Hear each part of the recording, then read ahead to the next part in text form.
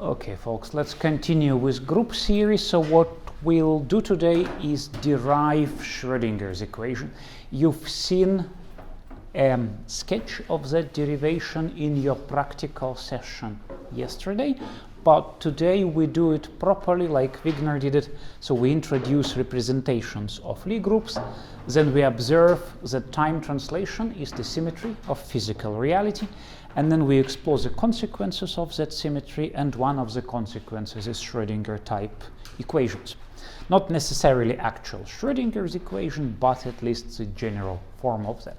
So item 1, representations, reps for short, and that is a map from a group of transformations that we have into some group of matrices. So the first thing I need to introduce then is the general linear group, GLN. And that is the group of all n-dimensional invertible matrices. So invertible matrices, dimension n. And the reason they have to be invertible is, of course, that's the requirement of the definition of a group, right? And of course, not all matrices are invertible, so this is a subset of the set of all n-dimensional matrices. Then, if we do have a group, G, it will have a map, or at least we can set up a map from that group into GLN. And so such a map is called a representation. So a map P that takes our particular group, whatever it is, and we'll call it G, and maps the elements of G into the elements of GLN, is called a representation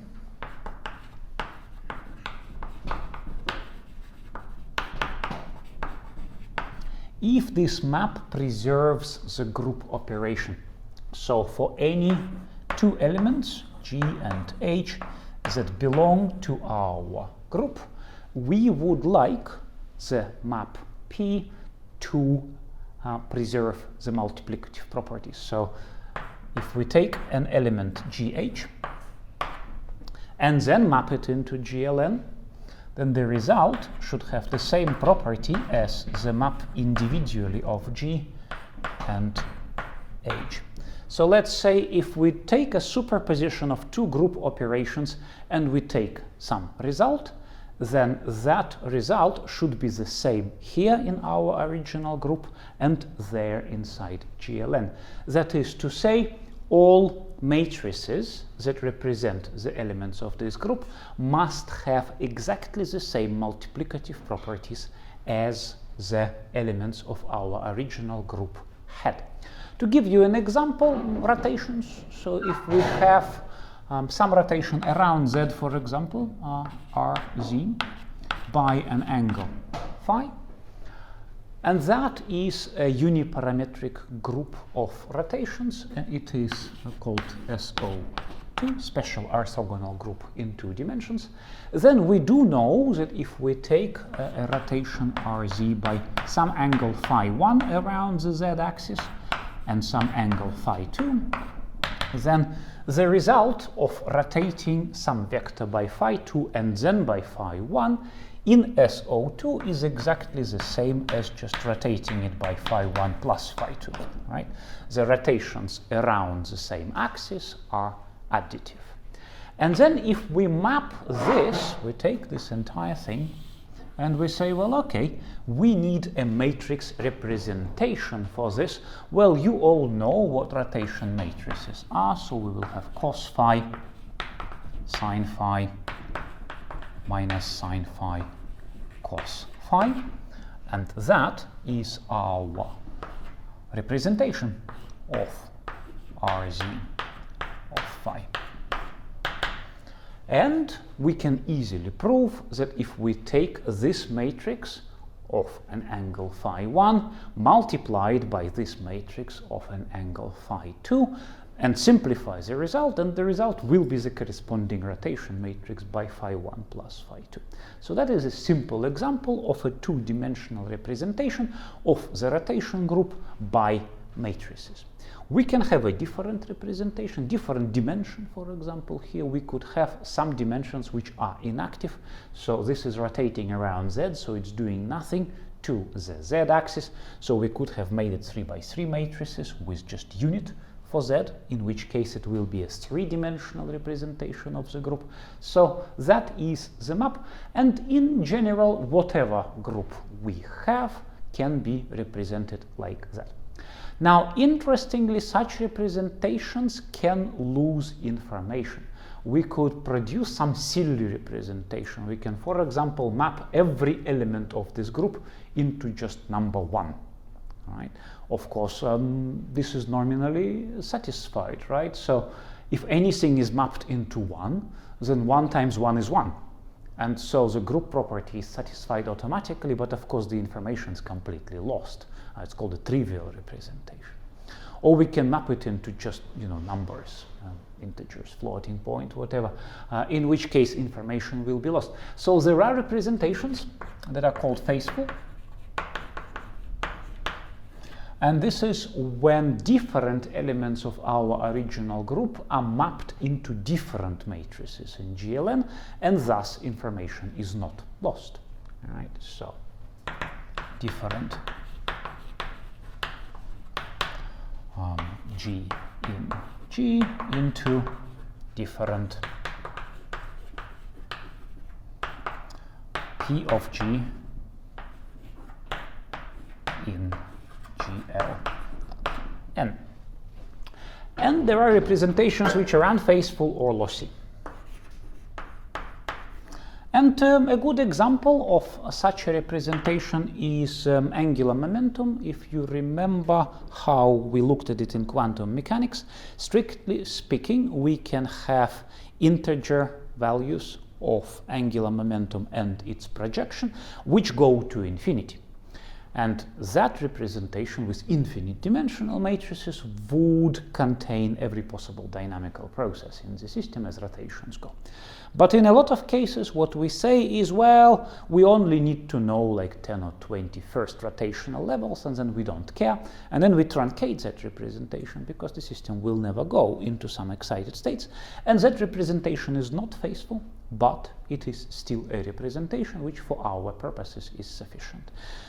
Other examples in electronic structure theory, you've seen that earlier in this module, that highly excited states are commonly ignored, and so that is again some group which corresponds to the dynamics of a particular physical system, so propagator group in it, in which we just ignore some of the elements in what otherwise would have been an infinite dimensional representation. Right? So some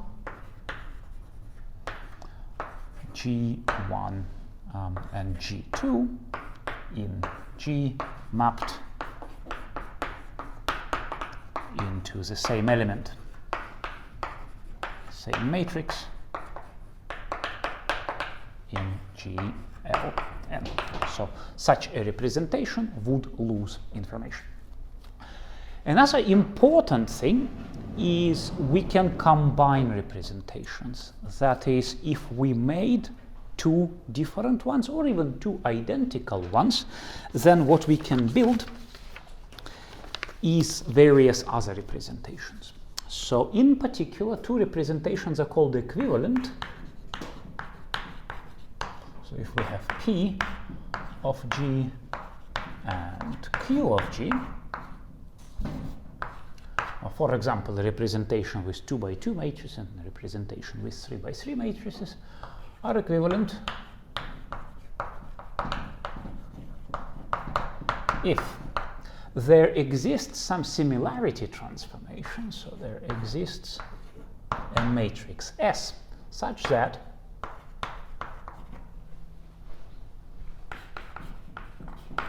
now let me get my notation straight here. So Q of G is S P of G S minus 1, And that in mathematics, you may remember from your linear algebra, is called a similarity transformation for every element G in our original group.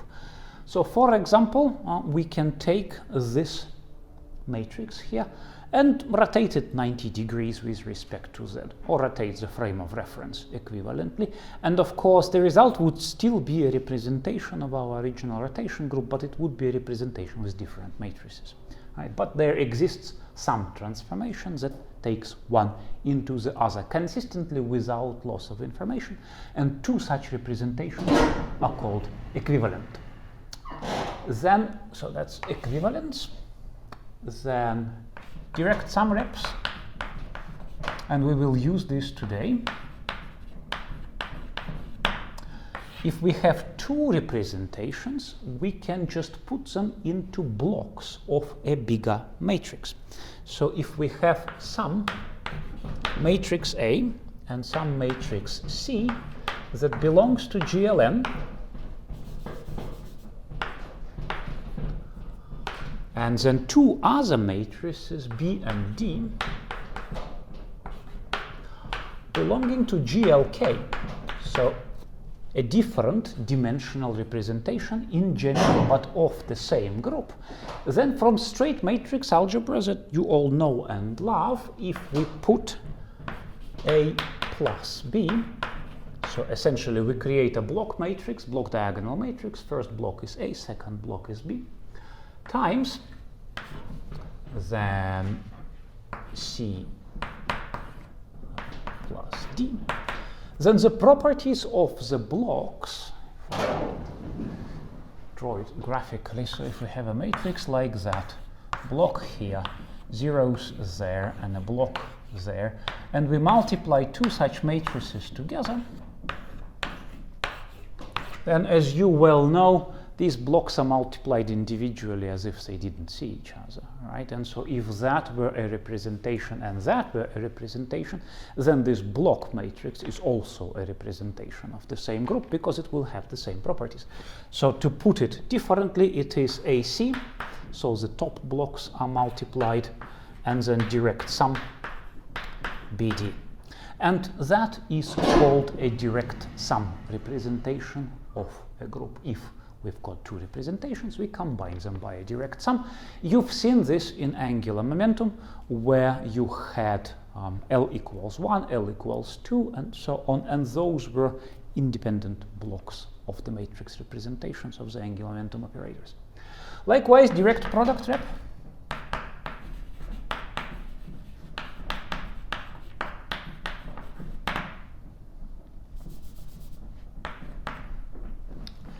So for those matrices, if we have A cron B times C cron D, associative product commutes with Kronecker product. It is again AC cron BD. Slightly harder to visualize than this, but we did discuss the properties of density matrices yesterday, and the two of you need no explanations because that's how you're building your operators in your ongoing projects. So that is also a representation. Right, the final things to mention here, so we've got direct sum, we've got direct products, we've got equivalence. Oh yes, there is a theorem which I will not prove. I will simply state that every group has unitary representations, right? So unitary rep is essentially a representation with unitary matrices, right? So with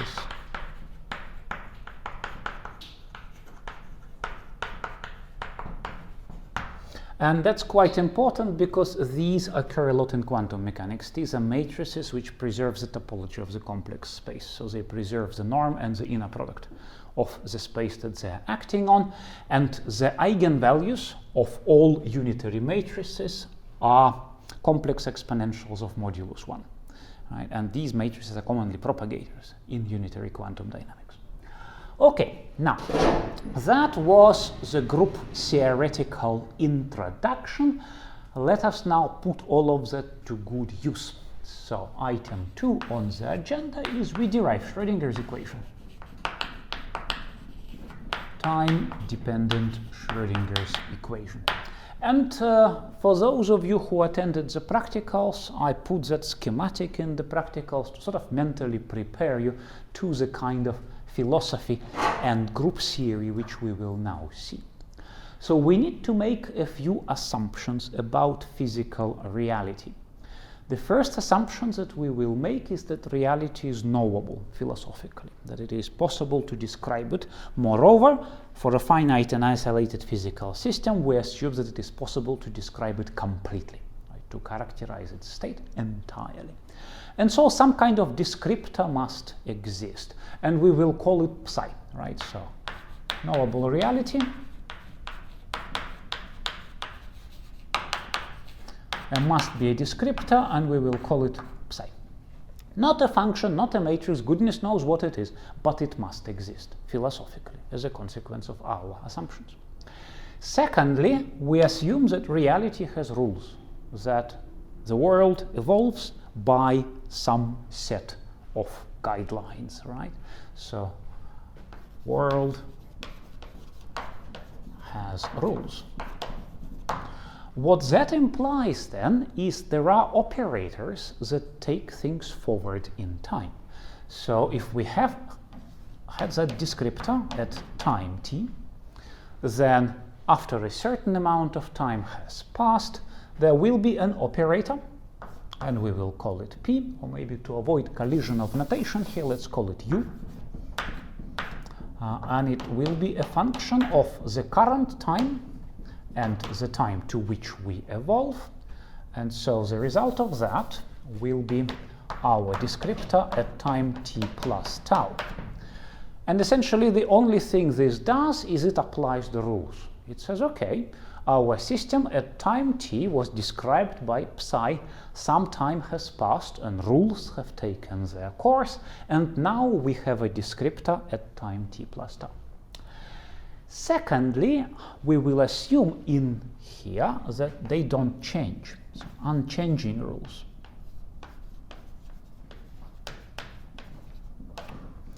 What that would mean is that the rules are the same today as they had been yesterday, and so the u cannot depend on absolute time, it can only depend on the difference between the current time and the time in which the evolution started. So what that means is that necessarily our psi of t plus tau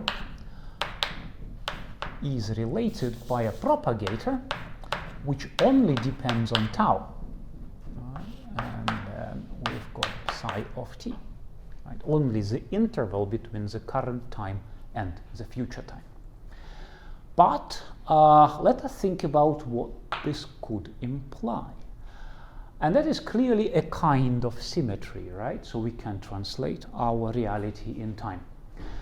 What we will now assume is that time is continuous, and empirical observations suggest that it is. What that would mean is that this is continuous, but of course velocities are also aspects of reality, and accelerations are, and so the positions continuous, the velocities continuous, the accelerations continuous, so all derivatives must exist. And as soon as all derivatives exist, Taylor series become possible. So let us use Taylor series to expand this. So we will have psi of t plus tau.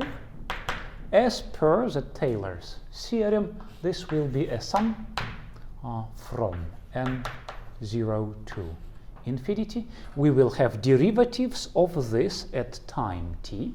So there will be d by dt n of psi of t.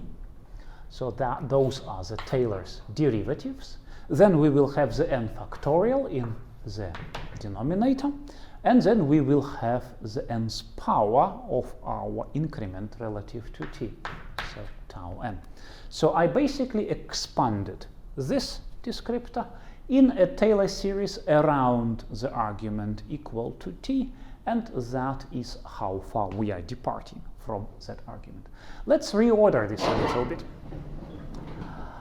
So let us say, okay, what this is the following. It's a sum n0 to infinity. And let me make sure my notation is straight in there. Yeah. So I'll take psi out of the bracket in here. So this will be tau n over n factorial d by dt n, and then acting on our psi of t. Who recognizes the object? This is the Taylor series for an exponential. Right? We've seen it already when we dealt with operator exponentials. So what that actually is, once we rewrite it, is that psi of t plus tau is exp, and then the content of that Taylor series, tau d by dt, acting on psi of t. And this is a very common thing in physics. Probably you haven't seen it yet, but the exponential of a derivative is a finite translation operator. So we have applied that, and it moves you in time. Anu's nodding because in your hydrodynamics simulations, right, when we are flowing the system forward, our flow operator is a discrete representation of the differentiation. And so we see this a lot in operator-based hydrodynamics in particular, but in this case in quantum mechanics. Okay, what does that mean?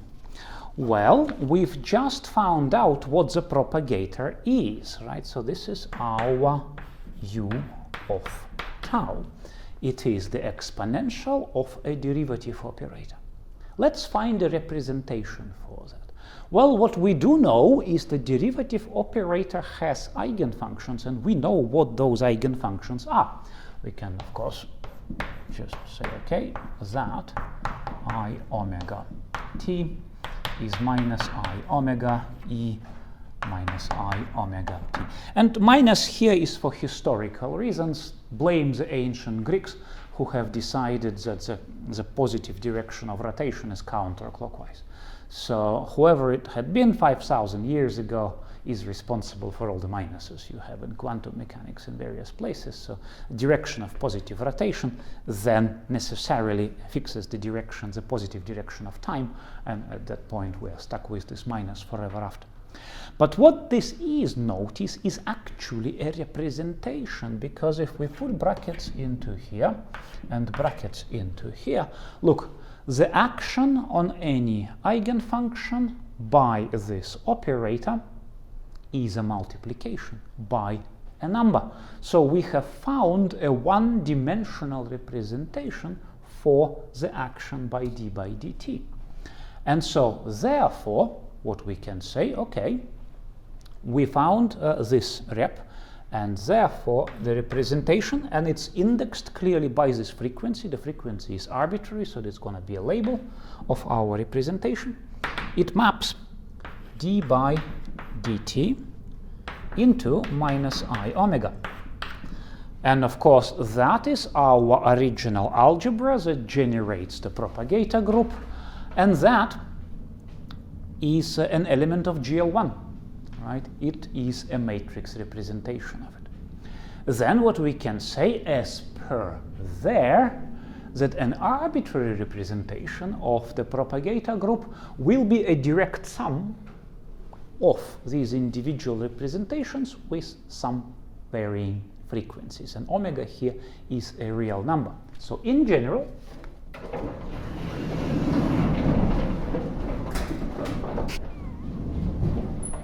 we would have some direct product representation, omega 1 plus omega 2 plus so on of d by dt will be, and sure, yeah, so it will be a matrix minus I omega 1 minus I omega 2 and so on, a diagonal because of the direct sum. And then of course we can apply an arbitrary similarity transform, which would make this matrix off diagonal. And in particular, if we put minus I in front, we would have here a collection of real numbers on the diagonal. So such a matrix is Hermitian, and similarity transforms of Hermitian matrices are Hermitian, and so this is minus I times the Hermitian matrix, and we can call it H. And look what we have just discovered. D by dt is minus IH, where H is a Hermitian matrix. That must look familiar with one thing missing, right? This is Schrodinger's equation without the wave function. Now, it turns out, actually, you don't need a wave function, and Heisenberg in particular demonstrated that it's actually sufficient to work with operators. And you will see that a lot in magnetic resonance and in spin dynamics in general, that this is in fact Schrodinger's equation, right? And a wave function, having it or not, is a matter of convenience. But for us, this is just a group theoretical conclusion. And then, of course, if we act with this on some descriptor, so what we are going to have is d by dt psi of t in the usual Dirac's notation is minus I h psi of t. And if you look in the book, you will see a somewhat more careful derivation of this, but that is Schrodinger type equation. It doesn't still, this particular derivation doesn't tell us what psi is or why it is or what to do with it, but it does suggest a general algebraic form for the equation of motion. Then, of course, we can immediately see that this equation of motion is linear. And if we have two solutions, psi1 and psi2, then their sum would also be a solution. And that's called the superposition principle. It directly follows. And then, since the exponential of this is unitary, right, the time evolution is unitary, it conserves the norm, the total norm, on the complex space. What is the norm? It's the root of the absolute square, right? We can say it conserves the absolute square. And the only thing that really is conserved in time evolution with no other constraints is probability. And so from that, the Copenhagen interpretation of quantum mechanics actually follows naturally, right? That, this flow conserves probability, and so this is what the absolute square then has the physical meaning of. Okay, now let us solve this thing now. And this will be the setting for our optimal control problems, because we will be then looking at how to steer the solutions of these equations. So item 3, solving time-dependent Schrodinger's equation. Okay, what do we know about it? Well, derivative, right? We do know the initial condition, and let's see what we can make out of it. So we want our psi of t given the Hamiltonian, which we will now assume is time independent, and some initial condition, psi of 0. And let us again use Taylor series. What do we know about Taylor series? Psi of t is a sum n0 to infinity t to the n over n factorial, and then d by dt psi of t computed at t equals 0, right? The definition of Taylor series, or in this case Maclaurin series. You calculate all of the derivatives, you put the time 0, put them in there as coefficients, that's your Taylor series for psi. So we need all of the derivatives here, and that's of course the nth derivative. Well, let's find out. Zero's derivative at time 0, psi of 0, we do actually know it, right? So, known, because given. That's just the initial condition, so zero's derivative we know. What about the first derivative? Psi, first derivative of 0. Well, actually we do know it, Because Schrodinger's equation, that's the first derivative of psi, is equal to minus IH psi. So at 0, that is in fact minus IH psi of 0. And psi of 0 we know, and h we also know, and therefore we do know the first derivative. So, known. What about the second derivative of psi? Second derivative at 0. Well, why don't we differentiate Schrodinger's equation again? In that case, that's going to become the second derivative, Hamiltonian's time independent. That will become the first derivative, and the first derivative we already know. So we need to multiply it by an isocopy of minus IH, and then we also know that. So minus IH squared psi of 0. And we know that too. And of course we can continue, and it turns out that we do in fact know all of them, right? They just have these powers of minus IH and the psi naught in front, so we can rewrite this with all of this in mind in the following way.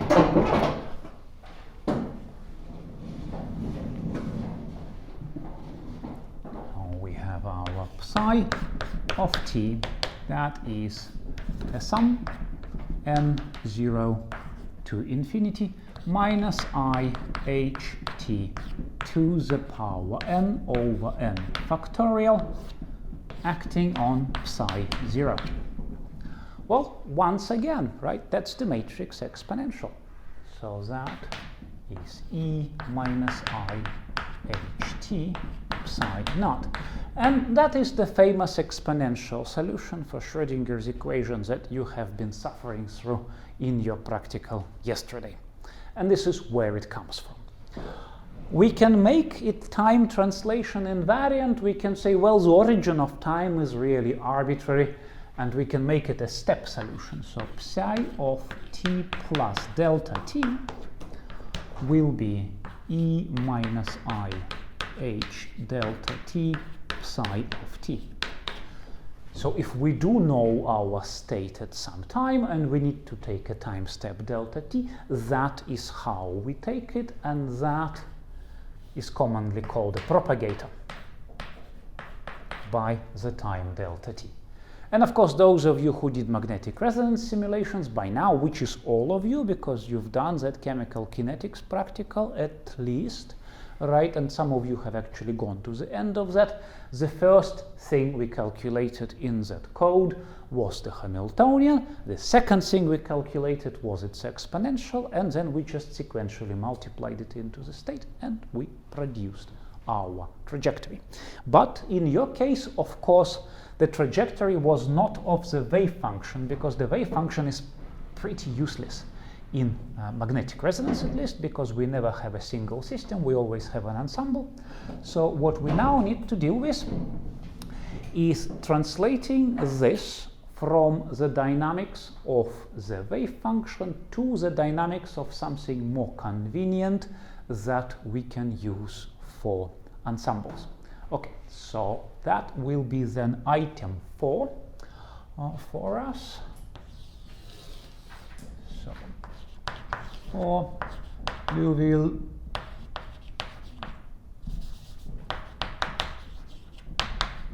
for Neumann equation.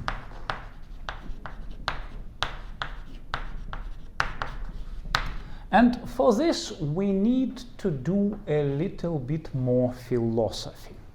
You all remember standard quantum mechanics. Once I've derived your Schrodinger's equation, everything else you've already had. What I would simply observe, like I did yesterday in the little introduction that I gave to you, is that overall wave function phase, so if we put it like that, is a gauge degree of freedom in physics. Nothing depends on it. The observables do not, the equations of motion do not. That is because if you put d by dt, e to the I phi psi of t, it is minus ih e to the I phi psi of t. it's just a constant multiplier. It cancels on either side. The equation of motion does not depend on it. If we look at some observable, that is the inner product of the corresponding operator with the two copies of the wave function. Once again, if we put the complex exponential phase in, it will come conjugated here and not conjugated there. So what is going to happen is we will have e minus I phi, e plus I phi, and then psi of t, and then O, and then psi of t. So if we put that into there, one copy will come out conjugated, the other not, and then of course this will cancel. And so that is still the same old O. So overall phase of the wave function doesn't influence the observables, and so it's arbitrary. Right? This is something that mathematics has, but physics doesn't, at least if you are talking about the overall phase. Of course, if two systems come together in different phases, you will have interference effects, and this is what quantum mechanics is largely all about. Right, so what would happen if we were to ensemble average a quantity like that? Well, nasty things will happen because wave functions are supposed to be normalized, right? Remember, these propagators, they conserve the norm. If we start averaging them, the norm will probably suffer, right? In particular because the phase is arbitrary between different members of the ensemble, and so wave functions don't like to be averaged over ensembles. And in order to solve that problem, John von Neumann suggested an object like this. He said, why don't we multiply two wave functions like that, the wrong way around? And if we put some phases in, so we will have e to the I phi on this one, and then e to the minus I phi, therefore, on its conjugated copy. And of course, these two will simply just cancel because they're numbers. So this quantity is invariant with respect to transformations of this kind.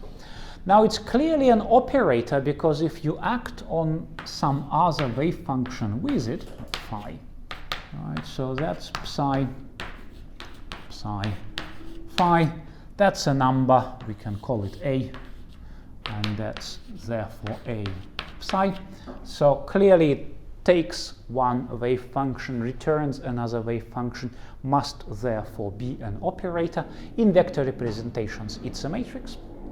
It has a few other interesting properties like idempotency. If you have rho squared, psi, psi, psi, psi, that's 1 because of normalization.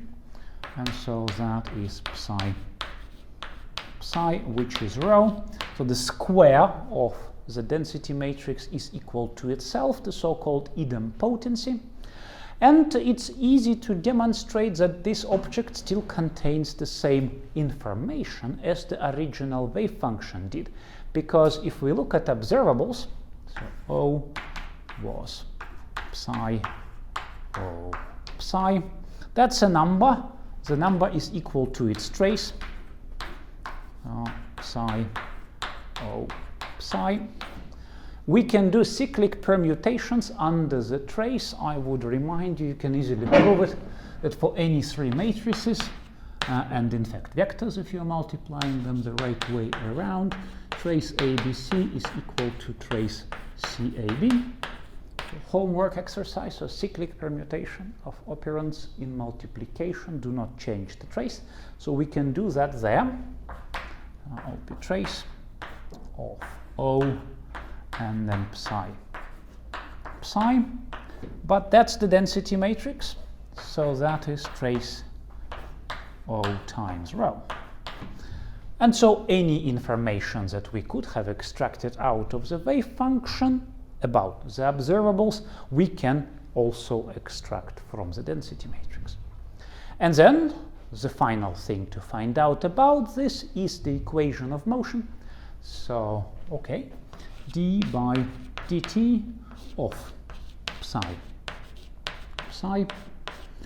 Standard product rule, how we differentiate products, that is d by dt of psi times the other component plus the first component times the derivative of the other component.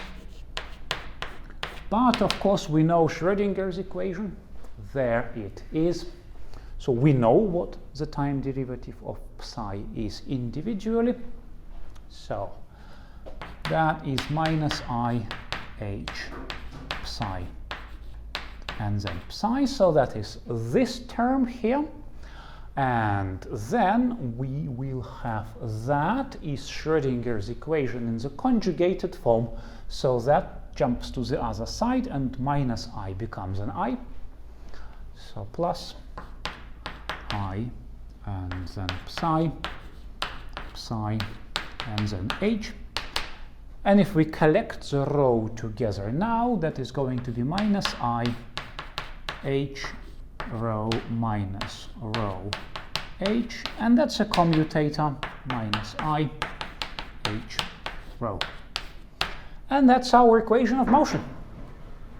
So d by dt rho is minus I h rho commutator. And this is why the first lecture in this little part of the course was about Lie algebras. Right? You can see that the fundamental quantity that determines the evolution of the density matrix is the Lie bracket, right? The commutator. And so we need to know a lot about Lie algebras in order to do this in a well-informed way. Right, I think I'll stop here with a summary. So what we did today is we very, very briefly, briefly indeed, because there are giant books written about representation theory of groups and algebras, but I've simply just said that if you take a group of whatever you have, right, a group of arbitrary transformations, you can map its elements into GLN, the group of all invertible matrices of a certain dimension, and if different elements of your original group correspond to different matrices in GLN, and importantly the map preserves the group multiplication, so the multiplication on the original group produces the same results as the multiplication in the representation, then that's called a faithful representation of the group. But there are representations that are lossy, so you can map two different elements of the group into the same element of GLN. Nominally, all of the properties are satisfied, so it is a representation, it's a representation that is going to lose some information. Then there is an equivalence relation, so two representations of the same dimension can be related by a similarity transform, in which case they're called equivalent. And very importantly, there is a unitary representation for every group. So any representation of a particular dimension is a similarity transform away from a unitary one. You can put representations into direct sums and direct products, so build bigger representations as a result, and all of that infrastructure is needed for us to derive our principal equation of motion, Schrodinger's equation, where we assume reality is knowable, and so a descriptor must exist. We assume that reality has rules, and therefore a propagator must exist. Now that set of propagators satisfies the properties of a group, in that two propagators in sequence are another propagator, so there's closure. For every propagator there's a unique inverse, and there is a unit propagator that does nothing if the time evolution is for a zero duration of time. So there's closure, there's unique inverse, and there's a unique unit operator, and that is the definition of the Lie group. So we can apply group theory to this. Well, we observe that time is continuous and velocities are aspects of reality too, and so it's reasonable to assume that all derivatives exist and are continuous. As soon as that's the case, you can use Taylor series to expand your wave function around the original time, right, for some future time. then reorder that stuff, you notice that that is the exponential of a derivative operator. We do observe from our detailed, hopefully not forgotten, knowledge of kinetics and hydrodynamics that that's in fact the case in a lot of physics, that the exponential of a derivative operator is a finite translation. At that point we say, well, okay, that's actually the exponential map from a Lie algebra into a Lie group, and if we look at the representations of that, we do actually know the eigenfunctions of the derivative. Those are complex exponentials, so we know the representation basis. And then at that point, an arbitrary direct sum representation of that will be minus I times a diagonal matrix with real numbers on the diagonal, so the eigenvalues are real, therefore the matrix is Hermitian, therefore it's a symmetry transform or similarity transformation away from an arbitrary Hermitian matrix. And so it turns out that this d by dt is then representable by minus IH, where H is a Hermitian matrix, where we immediately realize Schrodinger's equation. Right? We notice that that's basically it without the wave function. Then, of course, we can act by this and this individually on some wave function, in which case we get Schrodinger's actual equation. And then it was his talent and genius that really made this a function and then connected this to the energy operator, like momentum squared over 2m plus the potential terms and so on. So the rest is history really, but this is the principal reason why that's the case. And our next item was to solve this in general, and we said, okay, let's assume time independent Hamiltonian for now, and we'll generalize it later. We say, okay, we have our psi of t, why don't we make it a Taylor series around 0? So that is the Taylor series, and it depends on all the derivatives of psi. And then we realized if we do know the initial condition, well, that's the zeros derivative, and so we know the zeros derivative. And then from Schrodinger's equation, the first derivative is related to the zeros derivative. So we also know the first derivative. But the second derivative here, if we differentiate it once again, will be related to the first one. And so we can actually find out all of those derivatives. If we plug all of that into there and reorder and simplify, we realize that our propagator, as all of you who did any quantum mechanics in your life already know, is the exponential of the Hamiltonian. And that's the standard solution for the time-independent Hamiltonian for the Schrodinger's equation. And then one extra thing we needed to add to that, because quantum systems an awful lot of the time come as ensembles, is that it's inconvenient and probably morally wrong to average out wave functions over the ensembles, and so we need to first get rid of this phase arbitrariness and only then do ensemble averages, which brings us to von Neumann's density matrix, which is that, for which we've looked at a few properties. We realized it contains the same information as the original wave function, and we derived the equation of motion for that, which is Liouville von Neumann's equation, which will be our workhorse really for the rest of the module. So the next lecture we will look at what goes into H, and specifically we will look at control channels for quantum devices. So when we take a particular device or a spin system or, I don't know, some floating cloud of atoms, there are interactions we cannot influence, internal, intrinsic to the system, but there are interactions which we can influence, electromagnetic fields, spin-phonon couplings, spin-photon couplings, and so on. So there are parts here that we can touch and parts that we cannot, and so the next lecture we will look inside the Hamiltonian and we will see what we cannot touch and what we can, and what kind of control channels are available in realistic quantum devices. And then we will start control these systems by adjusting the inputs of those channels. Right, that's it for today. I can see glassy eyes, yeah, it's gonna hurt. Look. So the Schrodinger equation without the wave function means that the rate of change of the descriptor of the universe can be represented by some matrix multiplication Uh-huh. of the eigenvalues on there. That's right. And what do the eigenvalues can mean? Energy. Energy. Yeah, the eigenvalues of the Hamiltonian are energy. So this frequency with which the stuff wobbles around is the energy. But the exponential, the Schrodinger equation, is orthogonal to its differential, right? Mm-hmm. Differential map. So if I don't know, can the eigenvalues and energy be like vectors representing the change in that time? Well, they will be energies of different irreducible representations. We call them energy levels. Yeah? Okay. So yeah, there's much philosophically to Maxi. In this matrix still has to be an element of GLM, right? Yes. What happens if the frequency is zero? Because It's a zero frequency, it just sticks around and does nothing. okay, how does this is comparable in Unit element in GLN. So zero frequency means unit exponential, means a unit matrix in GLN.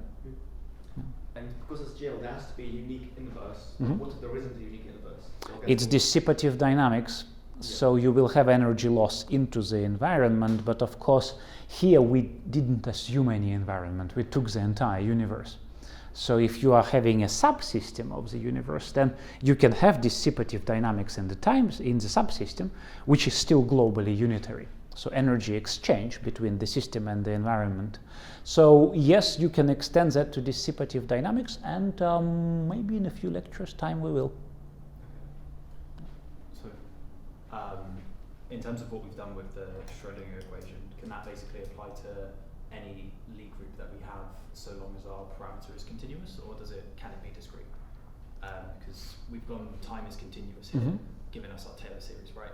Mhm. And like the Schrodinger equation up there is sort of how you go from Yes. a space to a Lie group, right? Mhm. Not space to a group. Mhm. Algebra to a group, yeah. Yes, sorry. So you can do this with any Lie group, right? In fact, that is how conservation laws are derived.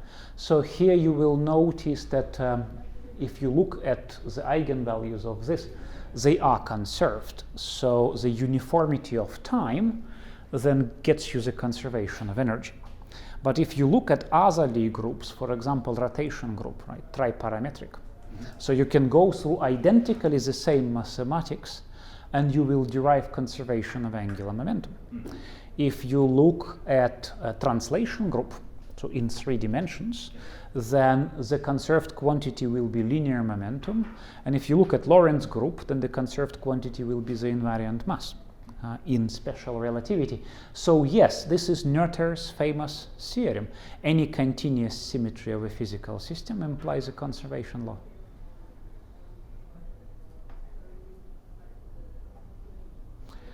Right. See you next week.